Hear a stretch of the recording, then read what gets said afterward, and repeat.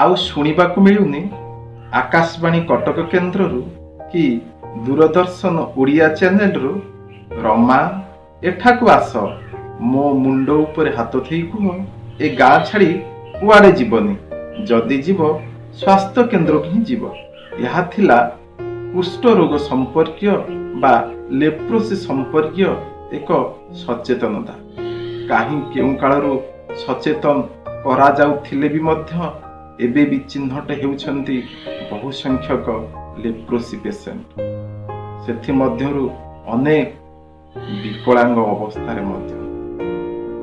2019ରେ ପୃଥିବୀରେ 2,02,256 ଜଣ ନୂଆ ରୋଗୀ ଚିହ୍ନଟ ହୋଇଛନ୍ତି, ଯାହା ବିଶ୍ୱ ସ୍ୱାସ୍ଥ୍ୟ ସଂଗଠନ ପକ୍ଷରୁ ପ୍ରକାଶ କରାଯାଇଛି।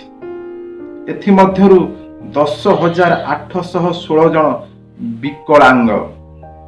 ବର୍ଷକୁ 1,20,000ରୁ 1,35,000 ନୂଆ ରୋଗୀ ଚିହ୍ନଟ ହେଉଛନ୍ତି ଭାରତରେ, ଯାହା ପୃଥିବୀରେ ଚିହ୍ନଟ ହେଉଥିବା ରୋଗୀମାନଙ୍କ ମଧ୍ୟରୁ ଅର୍ଦ୍ଧାଧିକ। ଏଥିମଧ୍ୟରୁ 5,000ରୁ ଅଧିକ ବିକଳାଙ୍ଗ। ଓଡ଼ିଶା ରାଜ୍ୟ ସରକାରଙ୍କ ଦ୍ୱାରା ମେ 24, 2021ରୁ ଅଗଷ୍ଟ 23, 2021 3 ମାସ ଧରି କରାଯାଇଥିବା ଇଣ୍ଟିଗ୍ରେଟେଡ୍ ସର୍ଭେରେ 1,625 ଜଣ ନୂଆ ଲେପ୍ରୋସି ରୋଗୀ ଚିହ୍ନଟ ହୋଇଛନ୍ତି। ଏଥିମଧ୍ୟରୁ ଅନେକ ଅଛନ୍ତି ବିକଳାଙ୍ଗ। ଟିକିଏ ସତର୍କ ଆଉ ସଚେତନତା ଅଭାବରୁ ମଣିଷର ଅଙ୍ଗ ପ୍ରତ୍ୟଙ୍ଗ ବିକଳାଙ୍ଗ ଓ ବିକୃତ ହୋଇଯାଉଛି। ଦୁଃଖ ଆଉ ଯନ୍ତ୍ରଣା ଭିତରେ ଜୀବନ କାଟିବାକୁ ପଡୁଛି। ଆଉ ସମାଜରେ ନୂଆ ରୋଗୀଙ୍କ ସଂଖ୍ୟା ମଧ୍ୟ ବଢି ବଢି ଚାଲିଛି।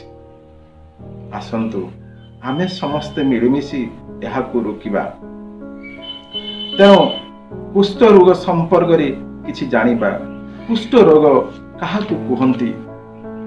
ମାଇକୋବ୍ୟାକ୍ଟେରିୟମ ଲେପ୍ରି ନାମକ ଏକ ଜୀବାଣୁ ଜନିତ ଏହା ଏକ ସଂକ୍ରାମକ ରୋଗ। ଏହା ସ୍ନାୟୁ ଓ ଚର୍ମର କ୍ଷତି କରିଥାଏ। ସ୍ନାୟୁରୁ ମାଂସପେଶୀ ଯାଏ ରୋଗ ସଂକ୍ରମିତ ହୋଇଗଲେ ମାଂସପେଶୀ ଗୁଡ଼ିକ ଦୁର୍ବଳ ଓ ବିକୃତ ହୋଇଯାଏ। ସମୟକ୍ରମେ ବିକଳାଙ୍ଗ ମଧ୍ୟ ହୋଇଯାଏ।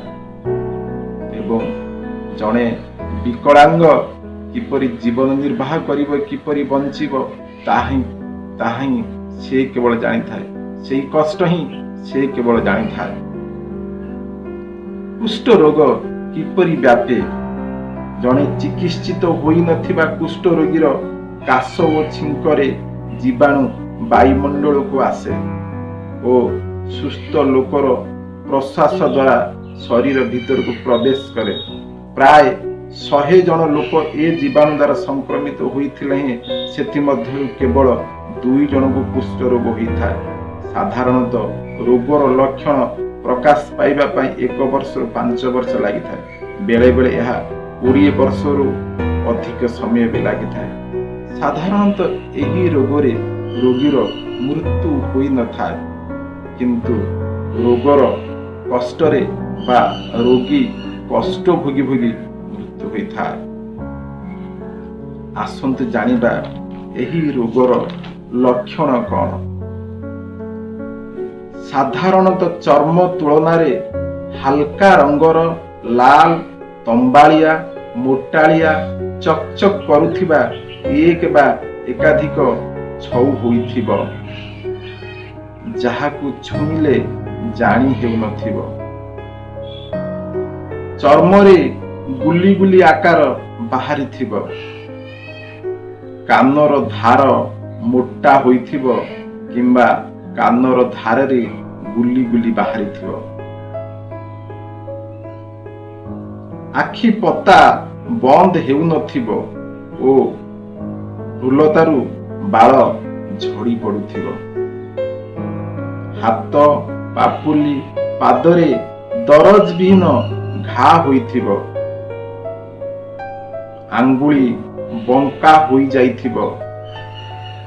ହାତ ପାଦର ମାଂସପେଶୀ ଦୁର୍ବଳ ହୋଇ ପାପୁଲି, ପାଦ ଝୁଲି ପଡିଥିବ। ପାପୁଲି, ପାଦ ତଳ ଶୁଖିଲା ଲାଗିବ, ଝିମଝିମ ଲାଗିବ ଓ ବଧିରା ଲାଗିବ।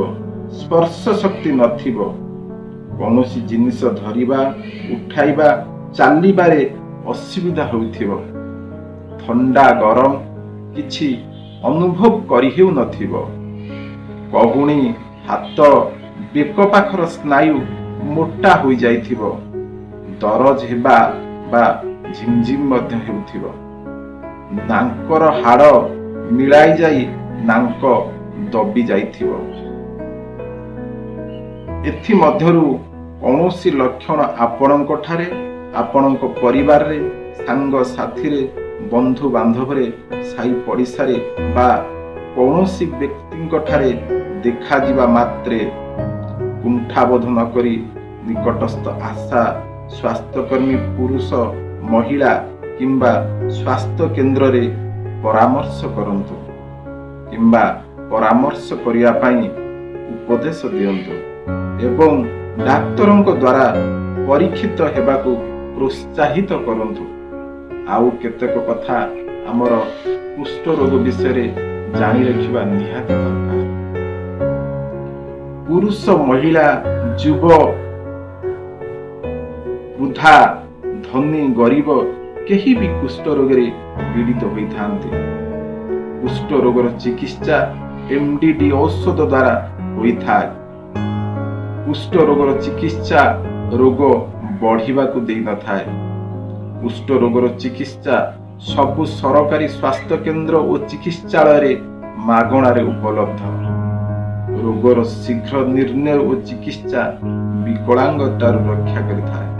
ଧ୍ୟାନ ରଖନ୍ତୁ କି ଆପଣଙ୍କ ପରିବାର, ସାଙ୍ଗ ସାଥୀ, ବନ୍ଧୁ ବାନ୍ଧବ, ସାହି ପଡ଼ିଶା କିମ୍ବା ପଡ଼ୋଶୀଙ୍କ ଠାରେ କୁଷ୍ଠ ରୋଗର ଲକ୍ଷଣ ଅଛି କି ନାହିଁ।